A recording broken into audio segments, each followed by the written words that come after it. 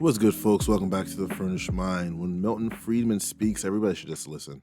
And the question is, what is the way, what is the system which will offer those people who are so unlucky as to be born without good positions, what is the system which will offer them the greatest opportunity? Well, one possible way of redistributing the wealth without affecting the incentives to earn as much income as possible is simply to have a 100% inheritance tax. But Since that won't affect the incentives, it's only after the person's dead anyway.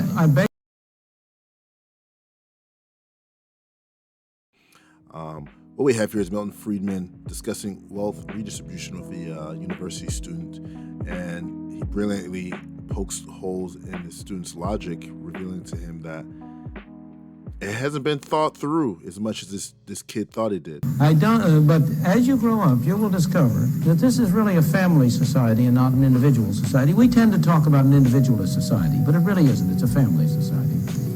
And the greatest incentives of all, the incentives that have really driven people on, have largely been the incentives of family creation, of family, of establishing their families on a decent system. What is the effect of 100% inheritance tax? The percent of an 100% inheritance tax is to encourage people to dissipate their wealth in high living. What's the harm in that? The harm in that is that where do you get the factories? Where do you get the machines? Where do you get the capital investment? Where do you get the incentive to improve technology if what you're doing is to establish a society in which the incentive is for people who, if they by accident accumulate some wealth, to waste it in frivolous entertainment? You know, the thing is that the thing that is amazing that people don't really recognize is the extent to which the market system has, in fact, encouraged people and enabled people to work hard and sacrifice in what I must confess I often regard as an irrational way for the benefit of their children.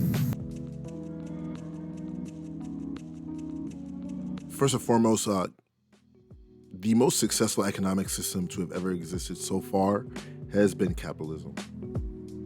Obviously, we all can't wait till that evolution happens where we get beyond that and there's something new discovered. But as of right now, there's no system that has been more successful, that's responsible for bringing more poor people to the top 10% of their respective economic classes, income brackets in their nations ever.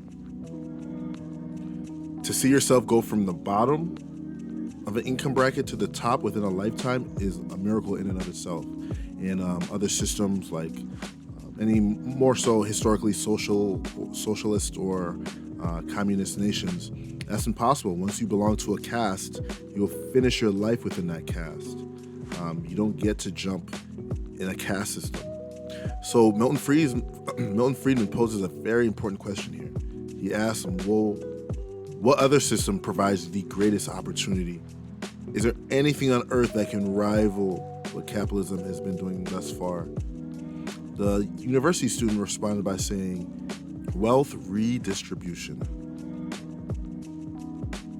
And it's laughable, but sometimes when a student's overzealous over an idea, it's very easy to romanticize said subject matter without necessarily arguing against those ideas within your own head before presenting it publicly. The kid said wealth redistribution. Well, Friedman then asked him, well, what is an incentive for any individual to work? Because first and foremost, he said we're not an individualistic society, we're a family-oriented society. The one thing that incentivizes any man or woman to work in any nation is, number one, providing for their family, and number two, leaving an inheritance for their family. If you say we're going to redistribute the wealth after you die and it just goes to maybe the government absorbs that money or it gets donated, wherever it goes, what then prevents just a hedonistic lifestyle by every individual? Why not just spend everything I have on momentary entertainment and things that have no long-lasting value? And then our children have to start from the bottom and repeat the exact same step. What Freedom is trying to tell the student is you just remove the single greatest motivator, incentive.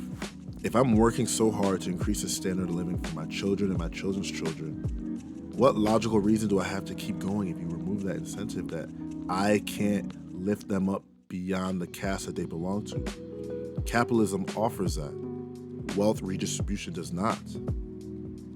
It's the exact opposite. And in fact, like many communist nations, the only way they keep going is because they control the news narrative. There's no freedom of speech and freedom of press. You can't speak out against it anymore. That's what happens in these type of nations. Is capitalism perfect? It's not perfect, but it's the best thing we've created thus far. And I think Freedom does a very good job of just illustrating this for this individual. As of right now, you guys let me know your thoughts. Is capitalism flawed? Is there a better system that works? Is there a system that brings us greater opportunity? If so, let me know. Go ahead and like, comment, and subscribe.